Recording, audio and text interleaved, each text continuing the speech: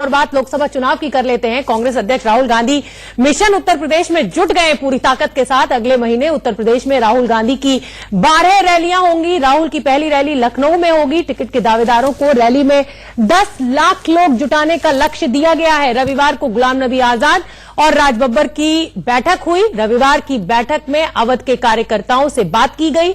पश्चिमी उत्तर प्रदेश, पूर्वी उत्तर प्रदेश, अवध, बुंदेलखंड में राहुल गांधी की रैलियां होंगी। तो राहुल का जो प्लान यूपी है वो लगातार हम ग्राफिक्स के जरिए भी आपको दिखा रहे हैं। रविवार को कांग्रेस के नेताओं की अहम बैठक हुई। राजबब्बर, गुलाम नबी आजाद इस बैठक में मौजूद थे। तमाम जो कार्यकर्ता हैं, जो टिकट के दावेदार हैं, उनको कहा गया है कि भारी संख्या में भीड़ को वो जुटाएं ताकि ये जो रैली है राहुल गांधी की उसको सफल बनाया जा सके, मोबिलाइज किया जा सके जो भी वहां पर भीड़ जुटती है। क्योंकि लड़ाई इस बार बहुत कड़ी है। सिर्फ एनडीए के साथ लड़ाई, बीजेपी के साथ लड़ाई नहीं है। राहुल गांधी की लड़ाई उनके खुद के समर्थक एसपी और बीएसपी के साथ भी है। जिस तरीके से समाजवादी पार्टी और बहुजन समाज पार्टी ने खाली 2 सीटें देकर कांग्रेस को यह कहा कि आप इन 2 सीटों को हम आपके लिए छोड़ते हैं, वो कहीं ना कहीं एक ईगो इशू राहुल गांधी के लिए जरूर है। हमारे साथ मेरे सहयोगी राजीव शर्मा न्यूज रूम से जुड़ गए हैं। राजीव, बड़े नेताओं की बैठक हुई है, भारी संख्या में भीड़ जुटाने की बात कही जा रही है। क्या माना जाए, राहुल गांधी की लड़ाई सिर्फ बीजेपी से नहीं है, समाजवादी पार्टी और बहुजन समाज पार्टी की सोशल इंजीनियरिंग तोड़ना भी एक बड़ी चुनौती है और इसी के चलते ये 12 ताबड़तोड़ रैलियों का प्लान बनाया गया है। शोभना, कुछ घंटे पीछे चले जाएं और वेस्ट बंगाल की उस रैली की याद करें जहां पर महागठबंधन यूनाइटेड इंडिया रैली हुई थी। एकजुटता का एक बड़ा चेहरा सामने निकल कर आया था और हाथों में हाथ डालकर सबने कहा था कि मोदी को हराना है, सरकार को गिराना है, क्योंकि यह सरकार अब अपना जनादेश खो चुकी है। अब उत्तर प्रदेश पर आते हैं। अगर ये परीक्षा 2019 लोकसभा चुनाव की लड़ाई की है तो सबसे कठिन परीक्षा, जो सबसे कठिन पर्चा लिखा जाना है वो उत्तर प्रदेश में लिखा जाना है। और यहां पर एक दूसरे को अपने नोट्स शेयर करने वाले सपा, बसपा और कांग्रेस अब एक दूसरे को अपनी कॉपी किताब दिखाने की तैयारी में नहीं है। लिहाजा 12 जगह रैलियां करने की तैयारी है यहां पर राहुल गांधी की, और उन्हें पता है कि अगर यहां की 80 सीटों में वो कुछ कर ले जाते हैं। देखिए शोभना, 3 राज्यों की जीत और उसके बाद कांग्रेस की इन कोशिशों को इस तरह से समझा जा सकता है कि 2019 की सत्ता तो हासिल करनी है, अपनी खोई जमीन को वापस लेना है। और वहां पर सबसे बड़ा रोड़ा अगर कोई है तो सपा बसपा की सोशल इंजीनियरिंग है। और यहां पर बीजेपी को भी भूलना नहीं होगा, क्योंकि बीजेपी भी दमखम के साथ जा रही है। अगर उत्तर प्रदेश में राहुल गांधी अपनी जीत का आधार पक्का करना चाहते हैं तो वेस्ट बंगाल में ही चोट मारने की कोशिश में बीजेपी है। स्वाइन फ्लू से पीड़ित थे अमित शाह, लेकिन 6 रैलियां कल से वो धड़ाधड़ वहां पर करने जा रहे हैं। आते हैं उत्तर प्रदेश पर। यहां पर अगर कांग्रेस को राहुल गांधी के नेतृत्व में वो हाथ, वो चोटी चाहिए तो उसे हराना अपने सहयोगियों को पड़ेगा, एसपी और बीएसपी को, जो कि राहुल गांधी ने साफ किया कि हम चौंकाने वाले नतीजे देंगे दुबई में। हाँ, उस चौंकाने वाले नतीजों का सभी को इंतजार है, क्योंकि ये किसी से छुपा नहीं है कि उत्तर प्रदेश में कांग्रेस पूरी तरह से अपनी जमीन खो चुकी है। रजत राकेश टंडन मेरे सहयोगी हमसे जोड़ रहे हैं। रजत, ताबड़तोड़ रैलियों का ऐलान किया जा रहा है कांग्रेस की तरफ से। भीड़ जुटाने की पूरी कवायद, पूरा कहा जाए कि एक अमला लग गया है कार्यकर्ताओं का कि राहुल गांधी की रैलियों को सफल बनाना है। लेकिन कहीं ना कहीं आपको नहीं लगता कि कांग्रेस को यह ध्यान रखना पड़ेगा कि जब भी समाजवादी पार्टी और बहुजन समाज पार्टी साथ आते हैं तो जो जातीय समीकरण उत्तर प्रदेश में बनता है वो सभी पार्टियों का सफाया कर देता है। ऐसे में चुनौती बहुत मुश्किल है राहुल गांधी के लिए। बिल्कुल, देखिए समाजवादी पार्टी और बहुजन समाज पार्टी के गठबंधन के बाद कांग्रेस प्लान बी पे काम करी थी। प्लान ए यही था कि इनके साथ आ जाए। प्लान बी ये है कि कैसे कांग्रेस जो अपना मोमेंटम है छत्तीसगढ़, राजस्थान और मध्य प्रदेश का, उसको लोकसभा के चुनाव और खास तौर से नॉर्थ इंडिया में उत्तर प्रदेश जहां से 80 सीट आती है वहां पर कायम रखें। लगातार ताबड़तोड़ सुबह से लेकर शाम तक मीटिंग चल रही है कांग्रेस के वॉर रूम में और लगातार कार्यकर्ताओं से लेकर नेताओं से लेकर ब्लॉक लेवल तक के लोगों से मुलाकात की जा रही है और ये तय किया जा रहा है कि कब कब कहां राहुल गांधी कौन कौन से बड़े कार्यक्रम करेंगे और कौन कैंडिडेट्स होगा। इन सब चीजों पर वॉर रूम में एक्सरसाइज चल रही है। आज बैठक चल रही है। राहुल गांधी जो फरवरी का महीना होगा उसमें लगभग 12 से 13 रैलीज करेंगे। 4 जोन में उत्तर प्रदेश को बांटा गया है और हम आने वाले दिनों में देख सकते हैं कि कई बड़े परिवर्तन भी उत्तर प्रदेश में हो सकता है। 4 जोनों में जो बांटा गया है वहां पर एक वर्किंग प्रेसिडेंट या वाइस प्रेसिडेंट दे दिया जाए। साथ ही साथ जो संगठन है उसमें भी एक फेरबदल की उम्मीद आप कर सकते हैं। ठीक है रजत, आप बने रहिए। राजीव का रुख फिर से करना चाहूंगी। राजीव, जिस तरीके से गठबंधन में तमाम कई चेहरे प्रधानमंत्री पद के लिए तैयार हो गए हैं, ममता बनर्जी अपनी बात करती हैं, मायावती अपनी बात करती हैं, तो क्या ऐसे में उत्तर प्रदेश में आप ये गुंजाइश देखते हैं कि राहुल गांधी के चेहरे को लोग पसंद करें, उन्हें लगे कि अगर हम तीसरे मोर्चे के साथ जाते हैं तो पता नहीं कौन प्रधानमंत्री बनेगा, ऐसे में कांग्रेस को वो एक सेफ गेम माने उत्तर प्रदेश का वोटर? मैं आपकी राय जानना चाहूंगी।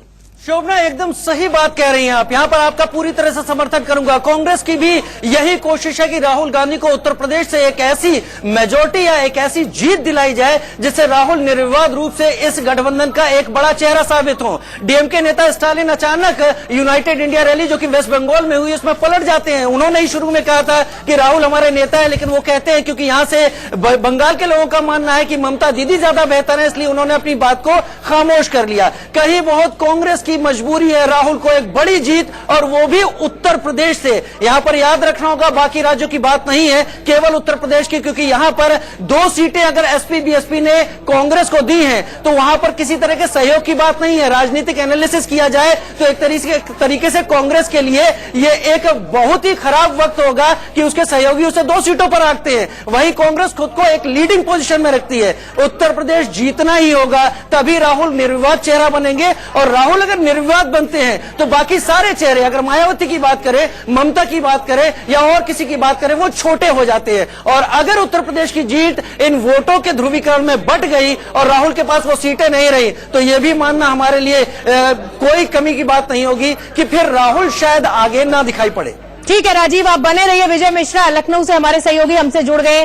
विजय, हमने तमाम एनालिसिस करी, राहुल गांधी की ताबड़तोड़ रैलियां उत्तर प्रदेश में प्लान की गई हैं, लेकिन जमीनी हकीकत आपसे समझना चाहेंगे। आप लखनऊ में मौजूद हैं, तमाम लोगों से आपकी बातचीत होती है, कार्यकर्ताओं से आपकी बातचीत होती है। क्या कांग्रेस अपनी जमीन को तलाश पाएगी इस बार, जिस तरीके से राहुल गांधी ने कार्यकर्ताओं को और अपनी पूरी ताकत झोंकने का प्लान बनाया है उत्तर प्रदेश में?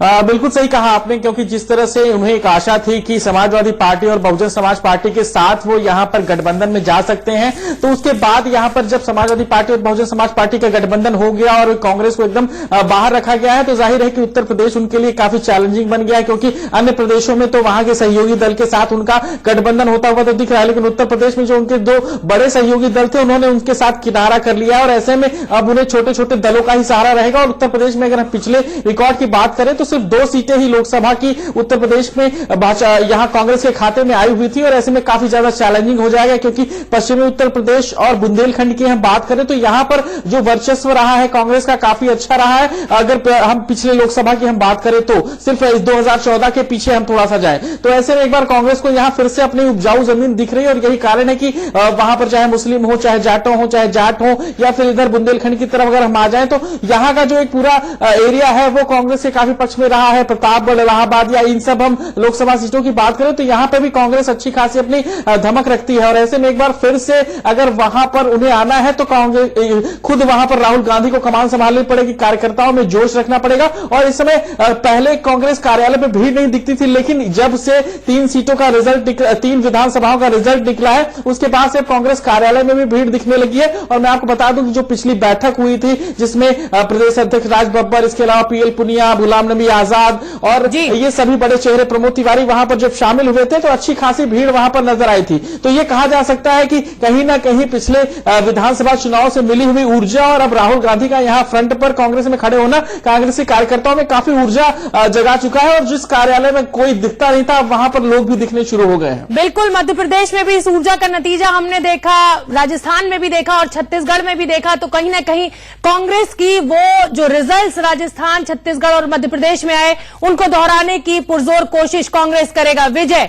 आपसे ये जानना चाहेंगे कि एक बात ये भी निकल कर आ रही थी जिस समय समाजवादी पार्टी और बहुजन समाज पार्टी साथ आए, कांग्रेस को साथ ना लेने के पीछे ये समीकरण देखा जा रहा था कि कांग्रेस जो है वो सवर्णों के जो बीजेपी का फिक्स वोट बैंक है उसमें सेंध लगाएगी और उससे कहीं ना कहीं वोट डिवाइड होगा और उससे फायदा समाजवादी पार्टी और बहुजन समाज पार्टी को होगा। इसको आप कैसे देखते हैं? अगर अब राहुल गांधी इतनी कोशिशें अपनी पूरी जान झोंक रहे हैं उत्तर प्रदेश में, तो कहीं ना कहीं वो जो समीकरण की हम बात कर रहे थे वो बिगड़ता हुआ दिखता है।